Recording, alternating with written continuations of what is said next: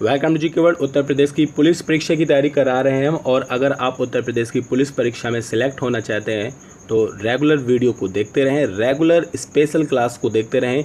इन सभी क्वेश्चनों को आपको जो सार दिया जा रहा है ये आपके एग्ज़ाम में बहुत इंपॉर्टेंट होने वाला है। जब एग्ज़ाम में आप जाएंगे तब आप बताइएगा कि आपको हमने क्या पढ़ाया था। ठीक है, बहुत इंपॉर्टेंट क्वेश्चन है। चलिए स्टार्ट करते हैं उत्तर प्रदेश की पुलिस परीक्षा के लिए आज का एक स्पेशल वीडियो, और हम बात करेंगे इसमें समान अध्ययन के कुछ बहुत ही इंपॉर्टेंट क्वेश्चन की जो कि उत्तर प्रदेश से संबंधित हैं। ठीक है, और उत्तर प्रदेश से संबंधित प्रश्न बहुत ज़्यादा पूछे जाते हैं आपके उत्तर प्रदेश की पुलिस परीक्षाओं में। ठीक है, तो चलिए स्टार्ट करते हैं आज का वीडियो।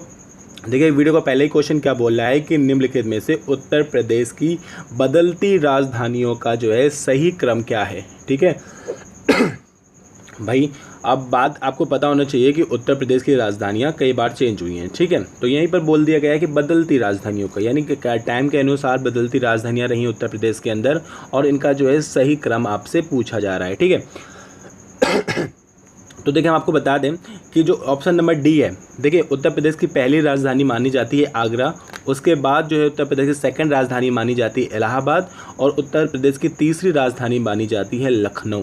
ठीक है, तो यही इसका सीक्वेंस है, यही इसका क्रम है, यानी पहली राजधानी आगरा, फिर आपका इलाहाबाद, और फिर आपका है लखनऊ। ठीक है, तो अभी सेकंड क्वेश्चन में इस डाउट को आपको क्लियर करेंगे कैसे क्या है, लेकिन इस तरह से प्रश्न आपके पूछे जाते हैं, ये आपको पता होना चाहिए। ठीक है, देखिए अब नेक्स्ट क्वेश्चन की बात करते हैं कि निम्नलिखित में किसके आगे जो है उचित मिलान है उत्तर प्रदेश की राजधानियों जो रही हैं। तो देखिए वही क्वेश्चन है, लेकिन यहाँ पर आपको सन भी दे दिए गए। तो आपको याद रखना है कि आगरा जो है 1836 में उत्तर प्रदेश की राजधानी रही है। ठीक है, फिर इलाहाबाद को जो है 1858 में उत्तर प्रदेश की राजधानी बनाया गया, फिर लखनऊ को 1921 में उत्तर प्रदेश की अस्थायी राजधानी बनाया गया। ठीक है, और फिर लखनऊ को ही 1935 में उत्तर प्रदेश की स्थायी राजधानी बनाया गया। तो कई क्वेश्चन बन गए आपके। अगर आपसे बोल दें कि उत्तर प्रदेश की पहली राजधानी कौन सी थी, तो आपको याद होना चाहिए आगरा है। उत्तर प्रदेश की दूसरी राजधानी कौन सी थी, तो आपको याद रखना है कि इलाहाबाद है। उत्तर प्रदेश की अस्थायी राजधानी कौन सी थी, तो याद रखिएगा 1921 में लखनऊ थी। और उत्तर प्रदेश की अब तक जो स्थायी राजधानी है वो कौन है, तो वो भी लखनऊ है, लेकिन उसको 1935 में स्थायी रूप से उत्तर प्रदेश की राजधानी बनाया गया। ठीक है, तो ऐसे ही प्रश्न आपको तैयार करने हैं, बहुत आराम से आपका सिलेक्शन हो जाएगा। ठीक है, चलिए अब हम नेक्स्ट क्वेश्चन की बात करेंगे कि निम्नलिखित में से उत्तर प्रदेश के किस जिले के आगे उसके मुख्यालय का उचित मिलान नहीं है। ठीक है, तो देखिए भाई मुख्यालय से वो एक क्वेश्चन बन जाता है कभी कभी, और ये क्वेश्चन आपको आना भी चाहिए। पहले तो आपको पता होना चाहिए कि किसके मुख्यालय हैं ये। तो देखिए अमेठी का गौरीगंज है, बिल्कुल सही है भाई, अमेठी का मुख्यालय है गौरीगंज। और फर्रुखाबाद का है फतेहगढ़, ये भी बिल्कुल ठीक है। गौतम बुद्ध नगर का मुख्यालय है नोएडा, ये भी बिल्कुल ठीक है। बट अंबेडकर नगर का मुख्यालय उरई नहीं है। आपको याद रखना है कि अंबेडकर नगर का मुख्यालय जो है वो है आपका अकबरपुर। ठीक है, अकबरपुर है इसका मुख्यालय। तो आपको याद रखना है कि अंबेडकर नगर का मुख्यालय जो है वो है अकबरपुर, और उरई जो मुख्यालय है वो है आपका जालौन का। ये भी क्वेश्चन पूछा जा सकता है आपसे, तो आपको रखना है कि उरई जो मुख्यालय है आपका जालौन का है। और आपको एक बार और हम बता दें, अकबरपुर माती अगर लिखा हो, ठीक है, अकबरपुर अगर माती लिखा हो तो वो मुख्यालय हो जाएगा कानपुर देहात का। बट यहाँ पर बात की जा रही सिर्फ अकबरपुर की, तो आपको याद रखना है कि अंबेडकर नगर का मुख्यालय है अकबरपुर। ठीक है, और ऐसे ही प्रश्न आपको तैयार करके चलने हैं। चलिए अब हम नेक्स्ट क्वेश्चन की बात करेंगे कि निम्नलिखित में से उत्तर प्रदेश में सबसे कम उम्र में मुख्यमंत्री पद पर सुशोभित होने वाले जो व्यक्ति कौन है। तो लगभग लोगों को ये क्वेश्चन आता ही होगा, और ये उत्तर प्रदेश की पुलिस परीक्षा में एक बार पूछा जा भी चुका है।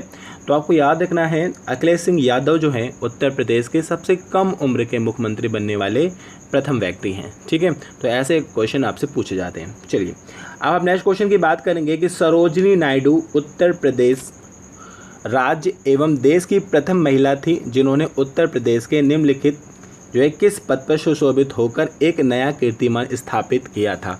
तो हम आपको बता दें कि ये क्वेश्चन अपने में ही बहुत ही अच्छा है। तो देखिए ये उत्तर प्रदेश की ही नहीं पूरे भारत की पहली ऐसी महिला थी जिनको ये पद मिला था भारत के अंदर। ठीक है, तो इनका नाम याद रखिएगा, सरोजिनी नायडू जी इनका नाम है, और ये उत्तर प्रदेश में ही नहीं पूरे भारत में प्रथम महिला थी जिनको ये पद मिला था।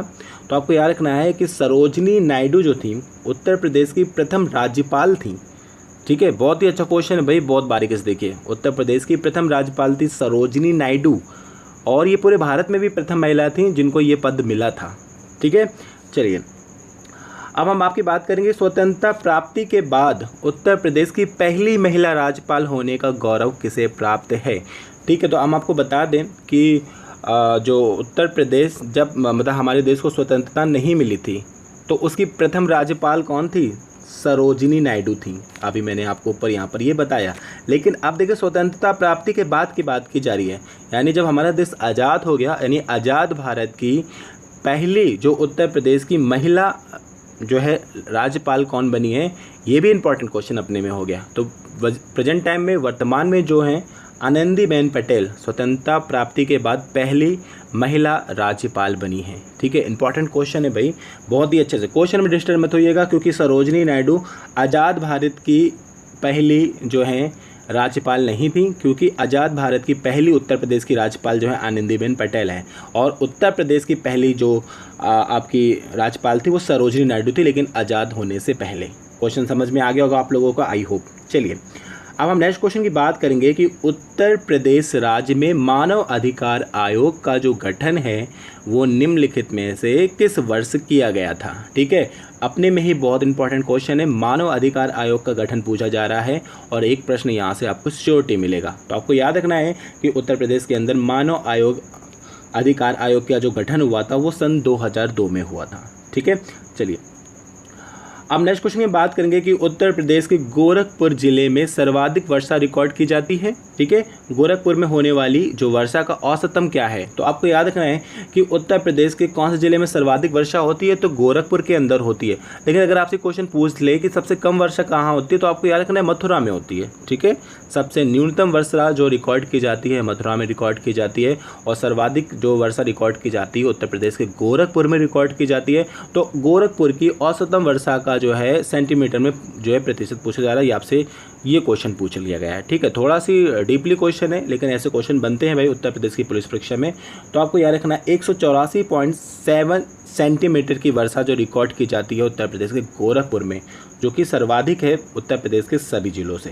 ठीक है, चलिए अब हम नेक्स्ट क्वेश्चन की बात कर लें कि निम्नलिखित में से उत्तर प्रदेश की जो है किस नदी को हरियाणा और उत्तर प्रदेश की सीमा निर्धारण नदी कहते हैं।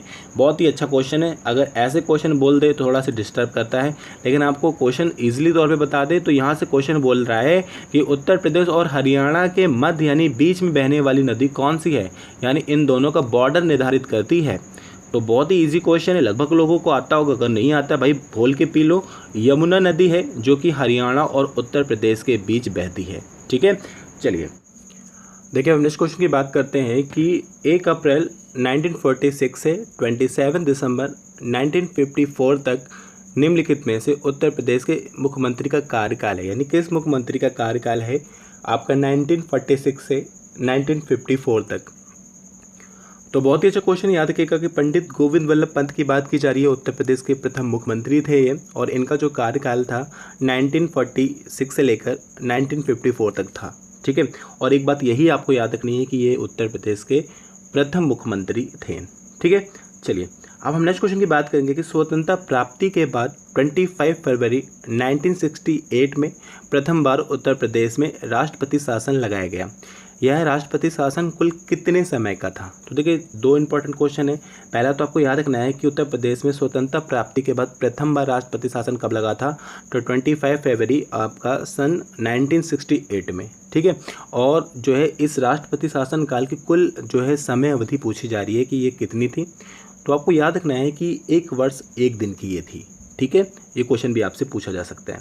चलिए अब हम नेक्स्ट क्वेश्चन की बात करेंगे कि राजस्थान से जुड़ने वाले उत्तर प्रदेश के जिलों का सही विकल्प कौन सा है। देखिए यहाँ से क्वेश्चन जो है बहुत ही इजी है।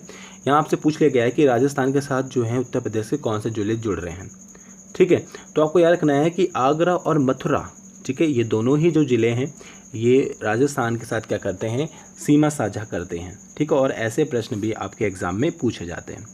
चलिए अब हम नेक्स्ट क्वेश्चन की बात करेंगे कि उत्तर प्रदेश में बहने वाली जो है ट्रांस नदी निम्नलिखित में से उत्तर प्रदेश के किस ज़िले में प्रवेश कर गंगा में मिल जाती है। ठीक है, तो अपने में ही इंपॉर्टेंट क्वेश्चन है, स्टार वाला क्वेश्चन है ये, और ये आपको पता होना चाहिए।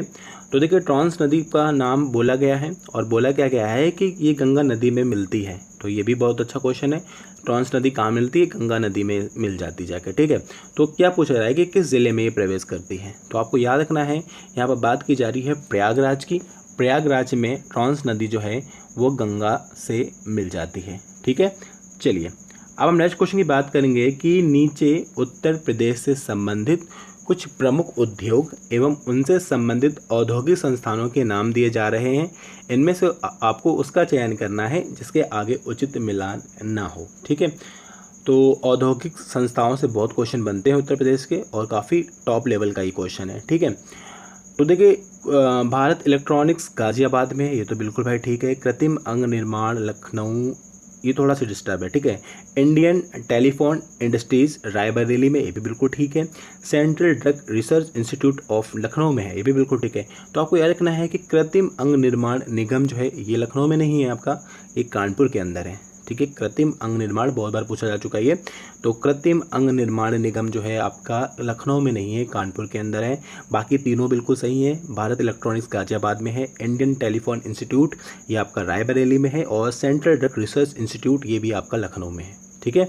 तो इस तरह से प्रश्न आपको थोड़े सी डीप लेवल के भी पूछे जा सकते हैं। चलिए अब हम नेक्स्ट क्वेश्चन की बात करें कि उत्तर प्रदेश के विस्तृत मैदान में निम्नलिखित में कौन सी जनजाति निवास नहीं करती है, ठीक है।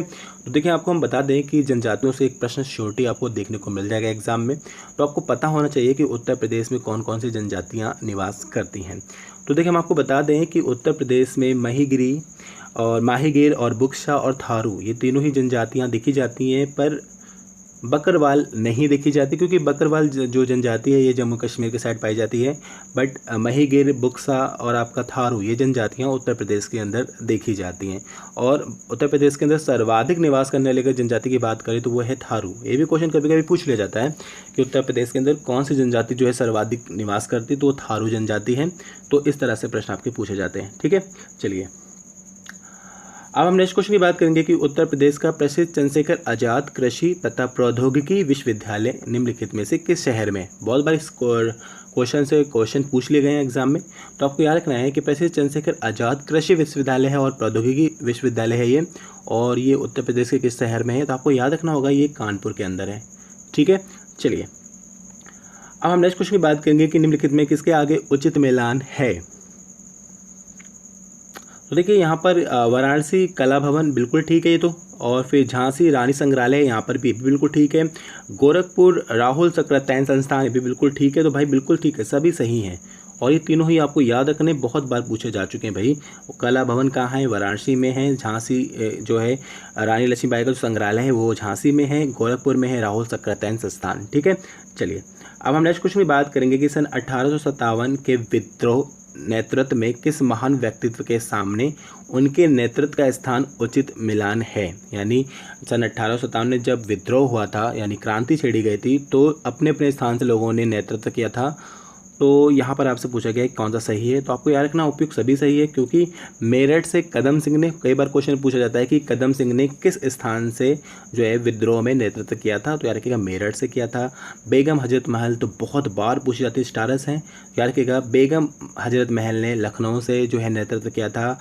मौलवी मोहम्मद अल्लाह जी ने किया था आपका फैज़ाबाद में, ठीक है। तो इन सभी लोगों ने जो है नेतृत्व किया था अपने अपने एरियाज से, और ये क्वेश्चन बहुत ज़्यादा पूछा जाता है, ठीक है।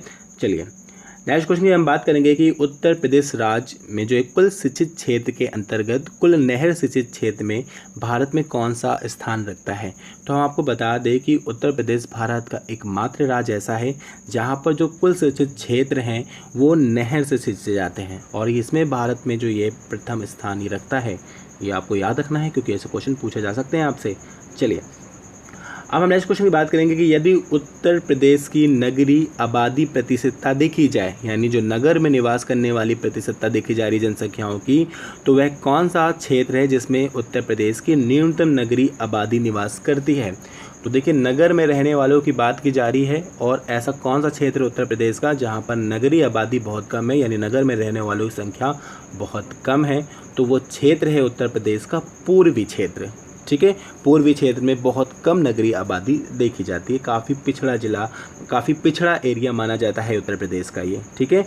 चलिए अब हम नेक्स्ट क्वेश्चन की बात करेंगे कि औद्योगिक विकास की दृष्टि से निम्नलिखित में से उत्तर प्रदेश का कौन सा क्षेत्र जो है सर्वाधिक विकसित है, ठीक है। तो आपको याद रखना है कि पश्चिमी क्षेत्र जो है, देखिए अभी क्वेश्चन ऊपर था ना, नगरीय आबादी में न्यूनतम प्रतिशत था तो पूर्वी क्षेत्र का, लेकिन अधिक अगर पूछ लिया जाए कि नगरीय आबादी अधिकता निवास कहाँ करती है उत्तर प्रदेश के क्षेत्र में, तो पश्चिमी क्षेत्र में, और औद्योगिक दृष्टि से भी विकसित क्षेत्र है आपका पश्चिमी क्षेत्र उत्तर प्रदेश का, ठीक है। बहुत ही अच्छा लेवल का क्वेश्चन है ये। चलिए अब हम नेक्स्ट क्वेश्चन की बात करेंगे कि निम्नलिखित में से उत्तर प्रदेश का कौन सा क्षेत्र शुष्क कृषि के लिए जाना जाता है, ठीक है। शुष्क कृषि के लिए जाना जाता है, उष्णकटिबंधीय है, और भाई शुष्क कृषि की जाती है यहाँ पर क्योंकि पानी की काफ़ी कमी है इस एरियाज़ में। तो याद रखिएगा बुंदेलखंड की बात की जा रही है उत्तर प्रदेश के, ये शुष्क कृषि का क्षेत्र माना जाता है, ठीक है। चलिए अब हम नेक्स्ट क्वेश्चन की बात करेंगे कि ड्रिप एवं स्प्रिंकलर सिंचाई की विधियां निम्नलिखित में से किस क्षेत्र में मुख्यतः प्रयोग की जाती हैं, ठीक है। तो अभी हमने आपको बताया ना कि शुष्क क्षेत्र है आपका बुंदेलखंड क्षेत्र, और यहीं पर जो है इस तरह की सिंचाई की विधियां अपनाई जाती हैं। तो ये देखिए शुष्क क्षेत्र के इसकी करेक्ट आंसर होगा, ठीक है। क्वेश्चन समझ में आ गया ना, तो याद रखिएगा। चलिए अब हम नेक्स्ट क्वेश्चन की बात करेंगे कि सन 2011 की जनगणना के अनुसार उत्तर प्रदेश की कुल कार्यशील आबादी में कृषकों का प्रतिशत जो है वो क्या है। Very important question. देखिए क्वेश्चन और पूछा जाता है कि जो सर्वाधिक रोजगार जो उत्तर प्रदेश में मिलता है वो किस में मिलता है। तो यार कि कृषि क्षेत्र में जो सर्वाधिक मजदूर जो हैं संलग्न हैं, और यहीं आपसे क्वेश्चन पूछ लिया है कि उत्तर प्रदेश में कुल जो है कार्यशील आबादी में कृषकों का प्रतिशत आपसे पूछ लिया गया है। तो यार कि 29% जो है इसका करेक्ट आंसर होगा, यानी 29% कृषक आबादी जो है उत्तर प्रदेश में जो कि कृषि क्षेत्र में इन्वॉल्व है, ठीक है। चलिए अब हम नेक्स्ट क्वेश्चन की बात करेंगे कि उत्तर प्रदेश राज्य में कुल आबादी के प्रतिशत में हिंदू आबादी का जो प्रतिशत है 79.7% ही 2011 जनगणना के अनुसार है भाई। और जनगणना के अनुसार उत्तर प्रदेश के अंदर मुस्लिम आबादी का जो है सही प्रतिशत क्या है। तो देखिए हिंदू आबादी है आपकी 79.7%, बट अगर 2011 की जनगणना की हम बात करें तो मुस्लिम आबादी जो निवास करती है उत्तर प्रदेश के अंदर वो आपकी करती है 19.3%। ये इसका करेक्ट आंसर है, ठीक है। चलिए अब हम नेक्स्ट क्वेश्चन की बात करेंगे कि उत्तर प्रदेश का कृषि के बाद रोजगार देने वाला प्रमुख उद्योग जो है वो कौन सा है। भाई कृषि के बाद जो है उद्योग देता है वो कौन सा उद्योग है उत्तर प्रदेश का। तो याद रखिएगा हथकरघा उद्योग यानी कुटीर उद्योग, ये सर्वाधिक जो है रोजगार देता है उत्तर प्रदेश के अंदर कृषि के बाद, यानी कृषि के बाद ये उद्योग है जो कि लोगों को रोजगार देता है, ठीक है। चलिए अब हम नेक्स्ट क्वेश्चन की बात करेंगे, कजरहट, चुनार एवं चुर्क नामक प्रमुख स्थान किस उद्योग के लिए प्रसिद्ध है उत्तर प्रदेश के अंदर। Very very important question, star वाला क्वेश्चन है, बहुत बार ये क्वेश्चन भी पूछा जाता है, ठीक है। बहुत बार पूछा जाता है कि चुर्क क्यों प्रसिद्ध है, चुनार क्यों प्रसिद्ध है, या फिर कजरहट क्यों प्रसिद्ध है।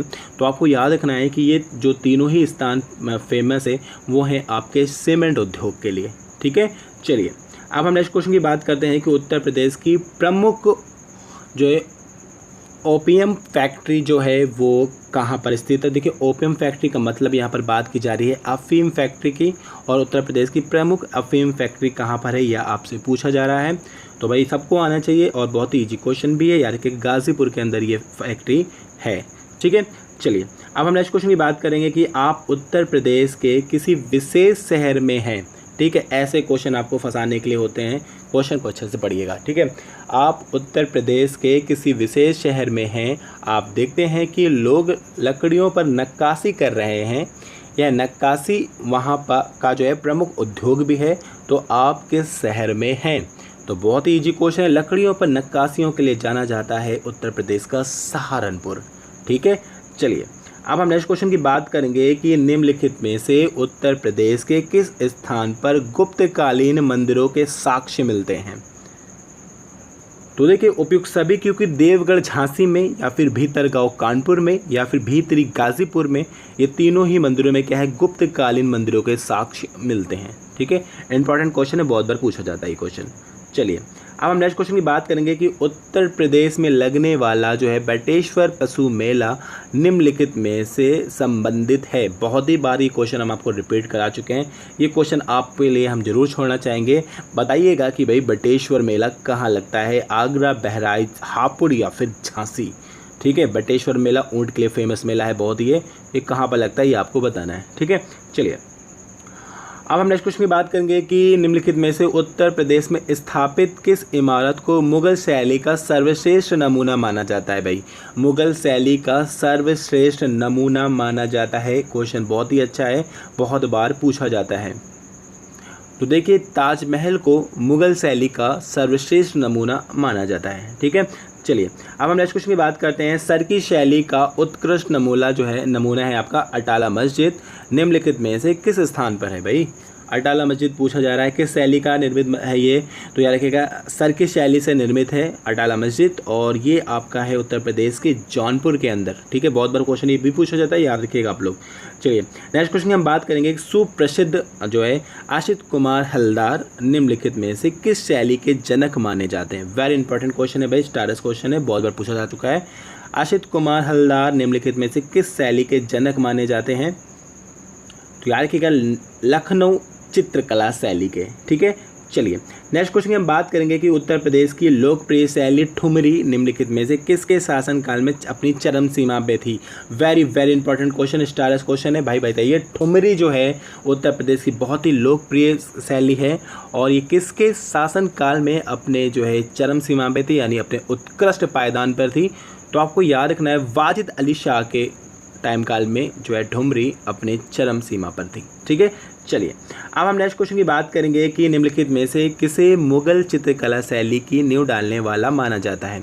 तो भाई ये भी क्वेश्चन बहुत बार पूछा जा चुका है, तो याद रखिएगा मुगल शैली की नींव डालने वाला माना जाता है हुमायूं को, ठीक है। चलिए अब हम नेक्स्ट क्वेश्चन की बात करेंगे कि निम्नलिखित में से उत्तर प्रदेश में जन्मे जो है किस संगीतकार को राग मेघ के जनक माने जाते हैं, ठीक है। भाई कौन से संगीतकार हैं जो राग मेघ के जनक माने जाते हैं, तो रखे वैजू बावरा की बात की जा रही है, ये राग मेघ के जनक माने जाते हैं। वेरी इंपॉर्टेंट क्वेश्चन है, याद रखिएगा आप लोग, ठीक है।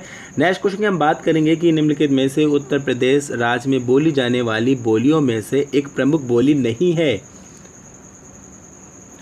तो देखिए मारवाड़ी, क्योंकि अवधी, भोजपुरी और कन्नौज ये उत्तर प्रदेश की प्रमुख बोलियां हैं, लेकिन मारवाड़ी उत्तर प्रदेश में नहीं बोली जाती भाई, क्योंकि ये राजस्थान की भाषा है, ठीक है।